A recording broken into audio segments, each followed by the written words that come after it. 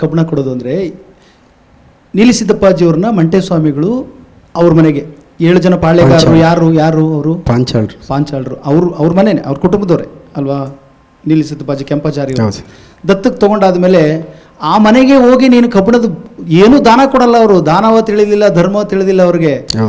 ಇವನ್ನೇ ಬೈತಾ ಇರ್ತಾರೆ ಮಂಟೇಸ್ವಾಮಿನ, ನೀನು ಯಾವ ತಿರುಬೋಕಿ ಧರ್ಮ ಅದು ಇದು ಅಂತ ಹೇಳ್ಕೊಂಡು ಬರ್ತೀಯ ಅಂಥದ್ರಲ್ಲಿ ಒಂದು ಕಬ್ಬಣದ ಒಂದು ತುಂಡು ಕೊಡಲ್ಲ. ಅಕ್ಕಸಾಲಿಗರವರು ಅವರು ಅದ್ರ ಒಂದು ಕಬ್ಬಣದ ತುಂಡು, ಒಂದು ಕೆಂಡ ಕೂಡ ಕೊಡಲ್ಲ ಅಂತಾರೆ ಅವ್ರು ಮತ್ತೆ ಎಲ್ಲ ವಿದ್ಯೆಗಳು ಗೊತ್ತಿರೋರು, ಎಲ್ಲ ವಿದ್ಯೆ ಗೊತ್ತು, ಸಕಲ ವಿದ್ಯೆ ಗೊತ್ತಿರೋರು. ಅದಕ್ಕೆ ಏನು ಮಾಡ್ತಾರೆ ಮಂಟೇಸ್ವಾಮಿಗಳು ಕಪ್ಪು ದುಳಿತವನ್ನು ಕೊಟ್ಟು ಇದನ್ನ ಇಟ್ಕೊಂಡು ಹೋಗು, ನೀನು ಧೈರ್ಯವಾಗಿ ಹೋಗು, ಏನು ಹೆದರ್ಕೋಬೇಡ ಅಂತ ಹೇಳಿ ಕಳಿಸ್ತಾರೆ. ಆವಾಗ ನೋಡಿ, ಅದಕ್ಕೆ ಹರಮುನಿದರು ಗುರು ಕಾಯುವ, ಗುರು ಮುನಿದರೆ ಹರನು ಕಾಯ್ಲಾರ ಅನ್ನೋದು ನಾವು ಅರ್ಥ ಮಾಡ್ಕೋಬೇಕು. ಆ ಧೈರ್ಯ ಯಾಕೆ ಬಂತು ಗೊತ್ತಾ? ಪಾಂಚಾಳದವ್ರನ್ನ ಎದುರಿಸೋ ಧೈರ್ಯ ಯಾವಾಗ ಬಂತು ಗೊತ್ತಾ?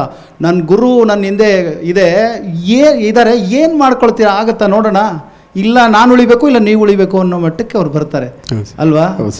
ಇದು ಕತೆ ಅರ್ಥ ಮಾಡ್ಕೊಂಡು ಹಾಡಿದ್ರಲ್ಲ, ಅದು ಬಹಳ ಮುಖ್ಯ. ಅದಕ್ಕೆ ಜನಪದ ಹಾಡುಗಳು, ಅದು ಹಿನ್ನೆಲೆ ತಿಳ್ಕೊಂಡಾಗ ಅದರ ಹಾಡುಗಾರಿಕೆ ಇದೇ ಬದಲಾವಣೆ ಆಗುತ್ತೆ. ತುಂಬ ಚೆನ್ನಾಗಿ ಹಾಡಿದ್ರಿ. ಬದುಕಿ ಉಳಿಯುವೆನೆ